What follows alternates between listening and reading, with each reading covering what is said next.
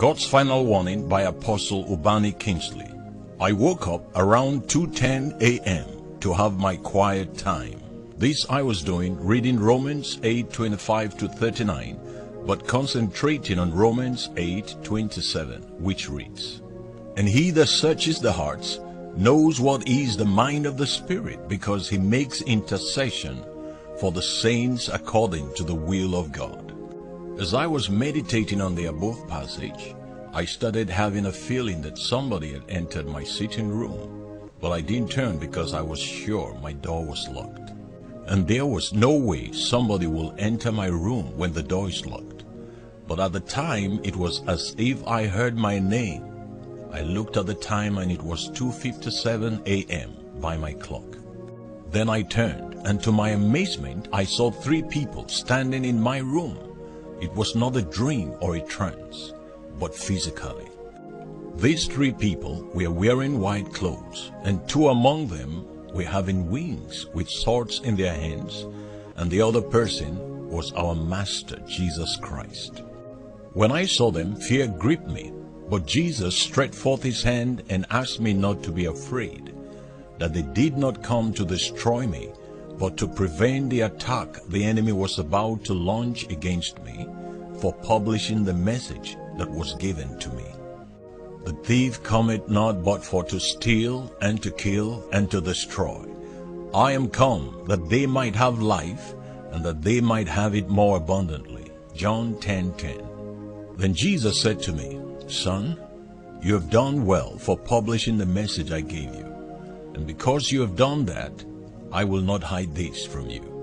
I want to let you know that we have concluded everything about my coming back to the earth. All the heavenly beings are rejoicing that shortly the elect will be coming home to rest. And the time of my coming has been shortened the more for the sake of the elect, because Satan has released great and many strategies to take Christians to hellfire. Then Jesus said to me, Son, I want every Christian, including ministers, to embark on evangelism for soul winning into God's kingdom and not into their churches. Let everybody who calls on the name of the Lord take his or her Bible and move into the streets for evangelism. And anybody who will be ashamed to do that, I will be ashamed to introduce him or her to my Father and my angels in heaven. Whosoever therefore shall confess me before men, him will I confess also before my Father which is in heaven. But whosoever shall deny me before men, him will I also deny before my Father which is in heaven. And he that take not his cross and follow me is not worthy of me. Matthew 10:32 to 33 and verse 38. Having told me what is expected of Christians to be doing, Jesus asked me, Kingsley, do you know that your house is stinking? And I said, no. Then he said to me, Kingsley, your house is malodorous. At this moment, I began to check whether I will perceive any bad odor. And when I could not perceive any, I told him that I didn't perceive any bad odor. Then he pointed toward my television and DVD sets and asked me what the meaning was of the bad smell he perceived from that angle. I told him that I didn't know. Then he asked one of the angels to find out what was producing the smell, and the angel went and brought out the following films: Clash of the Titans versus the Baghdad, Cruel War, the Delta Force, Okochi, an Igbo film, and Killer Combat, a wrestling film. When the angel brought these films out, Jesus said to me, Kingsley, these are the things that are making your house to be stinking, because they don't give glory to God, but praise to Satan. They promote the works of Satan and his agents. These films are dedicated to Satan, and their presence in your house makes it impossible for the Holy Spirit to take full control of your house and your life. Then Jesus went ahead to tell me that each time I start watching all these worldly things, the Holy Spirit leaves me because he is jealous. He needs my attention all the time. And anytime I give my attention to anything that does not glorify God, he feels hurt and leaves me.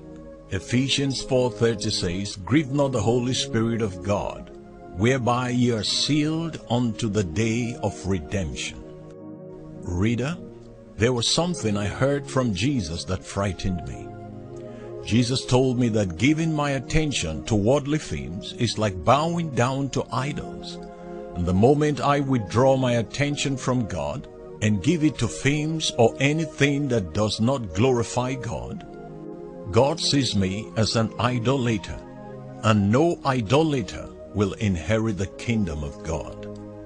But the fearful and unbelieving, and the abominable, and murderers, and warmongers, and sorcerers, and idolaters, and all liars shall have their part in the lake, which burn with fire and brimstone, which is the second death.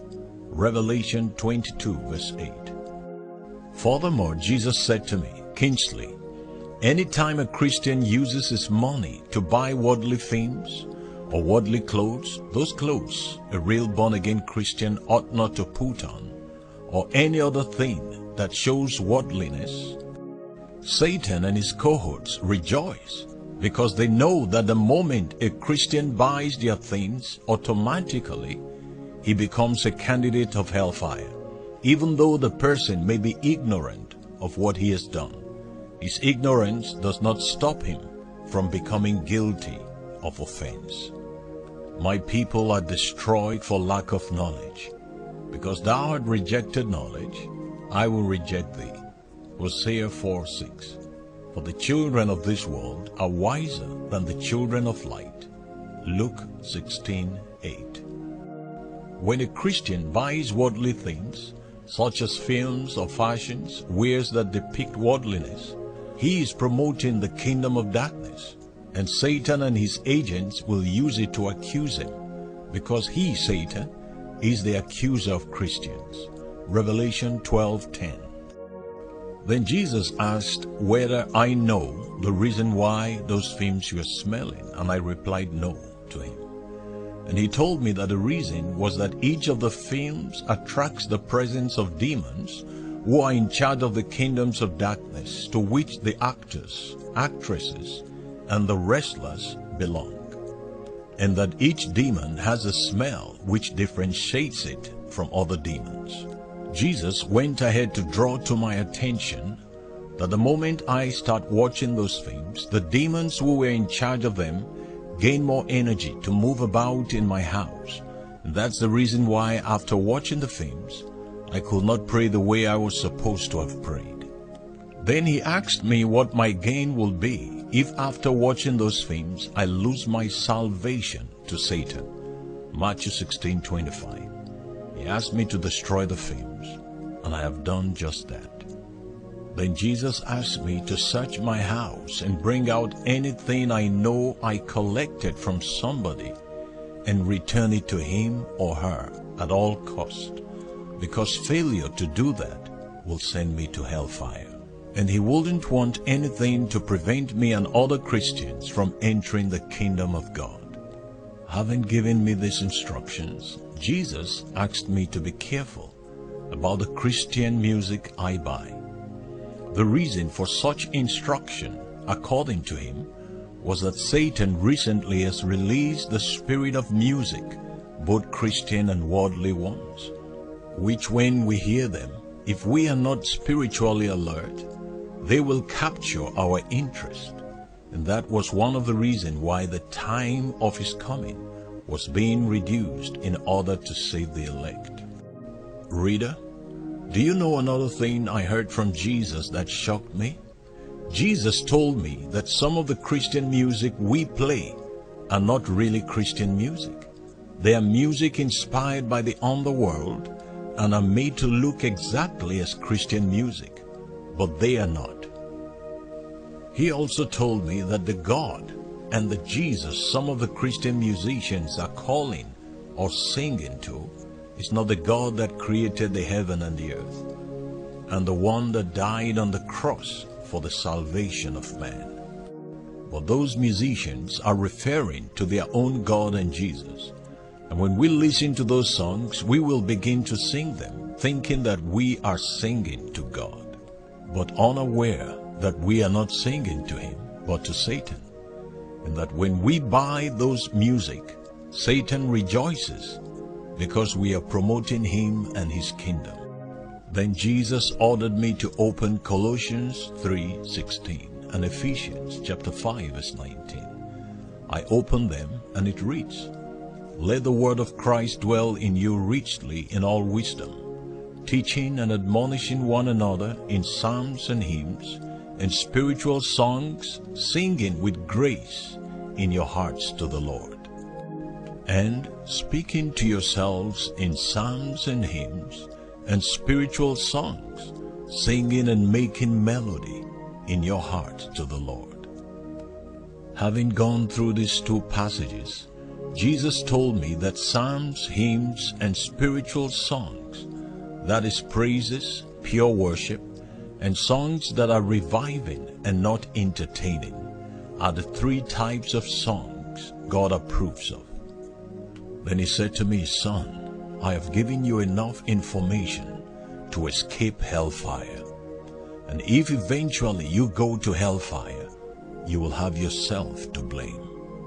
I've told you that I have concluded everything about my coming, and I've informed the saints in heaven that shortly their brethren in the world will be coming home.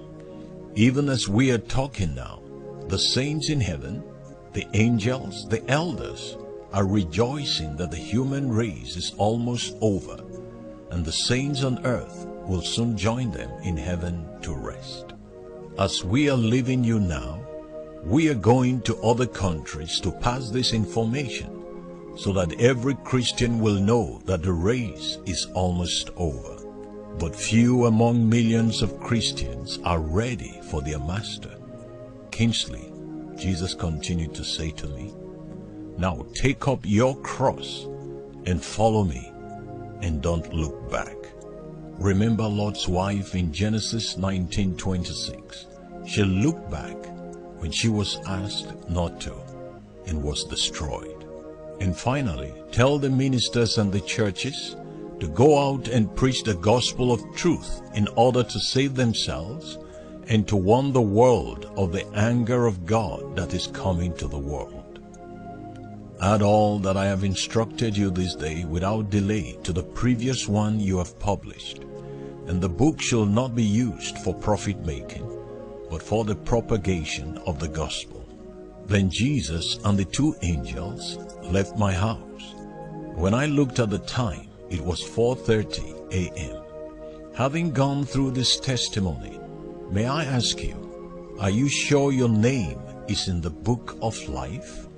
And whosoever was not found written in the book of life will be cast into the lake of fire. Revelation 20 verse 15. Please understand that what I am trying to do is to draw your consciousness into examining your whole life, because the way I saw the Christian race in the past is not the way I see it now. Before, I was thinking that as a preacher who always preaches the gospel of Jesus Christ to the core, that my name must be in the book of life until 13th of May 2012, when my record revealed that my name was not written in the book of life. My situation is like this. I'm somebody that was asked to quit his university education, and I diligently obeyed and have been preaching the gospel, only to discover that all these years my file was empty and my name was not found in the book of life. Isn't it strange? It is. Imagine that just because I was not spreading the message the way it should, I was found guilty and was condemned to hellfire. If not that Jesus intervened in my case, I would still be on my way to hellfire. Please, let's put whoever or whatever we are by the side and tell the truth. And what is the truth? The truth is that God's standard of making heaven is very high, and the way to heaven is very narrow. the foundation and standard of God remains as it is. The holiness of God, the righteousness of God, and the truth of God are all the standard of God for making heaven. Let us stop preaching the Word of God in a way that suits us and pleases our audience through congregation, because God will bring all our works into judgment on the last day. Ecclesiastes chapter 12, verse 14. Reader, it is high time we call evil, evil, and sin, sin. Every ungodly appearance and exhibition and ungodly talk are punishable under the divine law of God. Please don't say you are already righteous and perfect, and that you don't need to be told to examine yourself. The Bible says, "Wherefore let him that thinks he stands take heed lest he fall."